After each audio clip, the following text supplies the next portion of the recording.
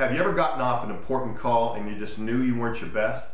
I think it's probably because you didn't take the time to prepare. If you got an important phone call or an important conference call, you've got to take the time to get ready. I talk about getting switched on, about consistently being at your best. Good question to ask is, where am I now on a scale of 0 to 10? 0's comatose.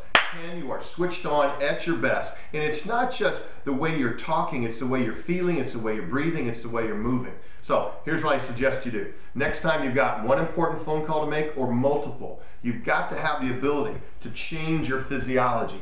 Motion creates emotion. So whether you have to go outside and you have to do 10 jumping jacks, drop down and do 10 push-ups, whatever you've got to do, motion creates emotion. As you move differently, you feel certainty. You notice I've got a headphone on. I've been using this since 1988 when I started on the road with Tony Robbins. I've had a headset because if you've got a phone down there and you've got to pick it up, sometimes that phone can weigh 1,000 pounds to get it up. And every time you get done with a call, you've got to put that phone back down. So if you've got a headset right here, it's very, very simple. So you've got to figure out how can you consistently ask yourself that question. Because you got to admit, most of the conference calls you've been on, or most of the phone calls, there's just not that transference of energy. So ask yourself, where am I now, 0 to 10? Motion creates emotion. Whether you just have to do a little couple jumping jacks, or I do it, I just go, yes, like that. Stand up, then make your calls. When I was on the road with Tony Robbins those years, when I went into an office of stockbrokers, I could always tell who the top stockbroker was typically